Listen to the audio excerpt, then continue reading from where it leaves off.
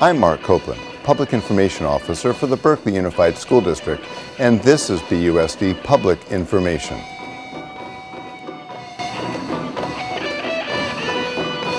Today I'm here at the Berkeley Adult School, not to look into the classrooms, but today I'm actually here to join a few thousand people to get my seasonal flu vaccine.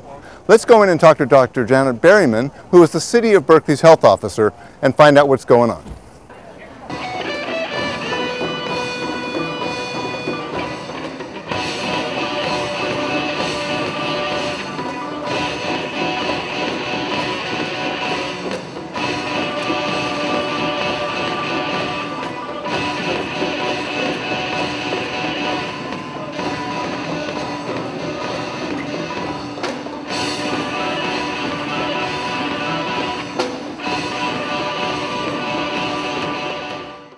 Dr. Berryman, thanks for taking the time to see me today. Obviously, at the shot clinic where you served over 2,000 people was not the time to talk. But let's talk a little bit about it now. What happened that day? Sure. Well, that was Tuesday afternoon, and in the space of about 4.5 hours, City of Berkeley staff and volunteers gave seasonal flu vaccine to 2,274 individuals at last count. That's amazing. Last year it was a little over 1,300, so, right, so that was phenomenal. This was just even more. That was great. And there was more than what was happening. The smoothly oiled machine, it was so really extraordinary to watch. And I think that it did a lot more than just that vaccination clinic, which probably, really helped in the spread of the flu in Berkeley. But beyond that, the team effort. You looked at a command post team. You look at the whole teams that we would see in a disaster, and this was an incredible opportunity for them to actually train and do that part of preparation. So, for me, it gave me huge confidence that I know what's going to happen in a disaster. You're going to pull that same machine together, and it won't be a first time. Well, thank you. I'm glad that you took that home from your observation, because you're right. The clinic, in addition to being a service to the community, was run as an exercise in our disaster preparedness capability. And we've been training our staff in public health, especially very intensively over the last several years, in what's called the incident command structure. And so this was the biggest venue in which we've exercised it. And I agree with you. I think it went very smoothly, and staff and volunteers all stepped up to do a phenomenal job. All of your people did an incredible job, and a lot of the volunteers talked about how they were trained, and you could see the different levels, people that were doing the nasal mists as opposed to doing the injections, etc. But it was really, really fabulous. From that, obviously the vaccinations are really important to keep people protected and to keep from spreading the viruses. But what are the general thoughts? And we talk about them all the time, but we can never do it too much. What are those best practices people should take in order to keep people from getting infected? Well, as you know, in the public schools, we've had for the last several years the Whack the Flu campaign. So many of your teachers and parents and students will be familiar with that. The key components are covering one's cough when one coughs or sneezes with the elbow. Children sometimes call it the Dracula cough. And washing hands frequently. If hands or tissues are used to cover coughs and sneezes, then the hands need to be washed right away and the tissue thrown away. And then the additional piece is staying home when you're sick. And that applies to parents and their children and anybody who works in the schools, obviously, or elsewhere. People should stay home while they're sick, and if they've run a fever, not return to work or school until the fever's been gone for 24 hours. Great. And that washing your hands with soap and water, it's just a great opportunity for parents to reinforce that just in general. Absolutely. As a parent myself, we watch our kids put their hands towards their mouth with all that stuff on them, and emphasizing that hand washing is a great way to deal with that. Yeah. So the H1N1 virus, you guys have been working closely with us and throughout the city. One thing that I don't know if a lot of people really understand, having our own city health department, having a public health department in Berkeley makes such a difference. We've watched districts all around us all waiting while the county office is trying to deal with 12, 19 different districts. And first off, it's waiting to get the information, but the other thing is the relationship. The relationship that you and the superintendent have built have really, really made it phenomenally, I think, more effective than that bottleneck that happens at the county.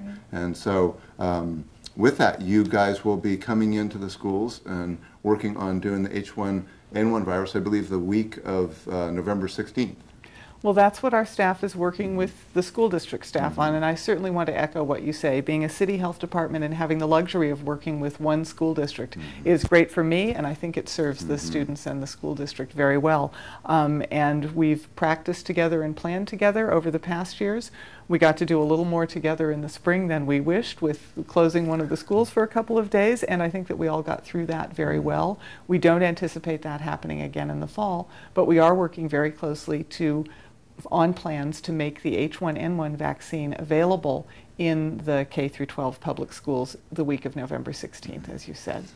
And the specific schedule of that will be announced. We'll get that out to the parents and to the community so that they know what that is. Right. I do think it's important to be clear that the vaccine will be available in the community before that week, and the first choice really is for parents to take their children to their usual source of care, because that's where they can have all of the questions that they might have answered, and where they can talk to someone who really knows about their children's health and the specific details involved in getting the shot for their kids. So this is an opportunity for parents who can't easily get it elsewhere to get it in the schools. It's also not a requirement. Sure. And you know, on that note, we've heard from different people of concern about the vaccination, etc., and those are really unfounded. Could you explain that?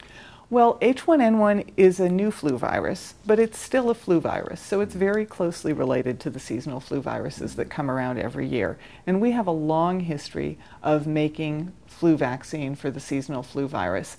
And because we have that history and infrastructure, this year when we had to make a second flu virus for the H1N1 vaccine, we could make that vaccine, I said virus, we could make that vaccine in exactly the same way that the seasonal flu vaccine is made. So it's being made with the same processes, in the same plants, and by the same producers as the seasonal flu vaccine that we use every year. The only difference being that it's a different virus antigen in the vaccine.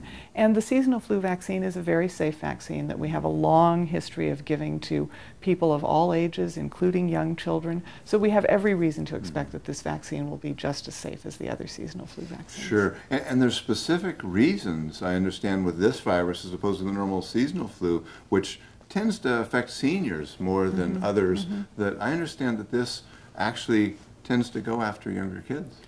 Well, flu viruses are always different, and they're a little bit unpredictable, so we are seeing somewhat different patterns with this one. The other pattern that's emerging, though, is that most seniors, people over 65, seem to already have some immunity to this virus, and that's because a very similar virus likely circulated in our population 65 or more years ago. So if seniors get sick with it, they are still at risk for having severe disease, but they're much less likely to get infected because of that immunity.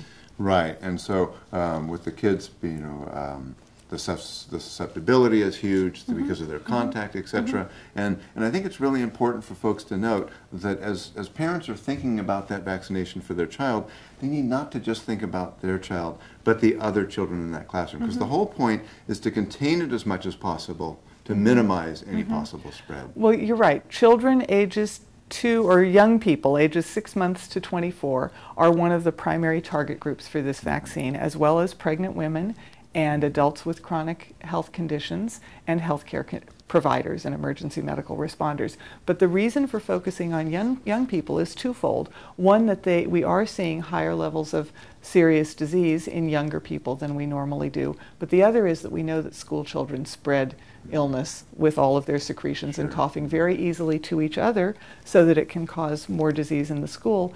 And as you alluded to, protecting the children will protect classmates. It also protects family members at home, including vulnerable seniors or vulnerable infants who aren't in school yet. So it's one of the ways of slowing the spread of the illness through our community. Sure, so it's all of the community around those kids. And exactly. So I certainly intend to get mine. I'm going to take your advice, and I'm going to go to Kaiser and let them do it. Great. And I look forward to that. Thank you so much for your time, and thank you for what you're doing for our schools and our kids. Thank you very much. Pleasure talking with you.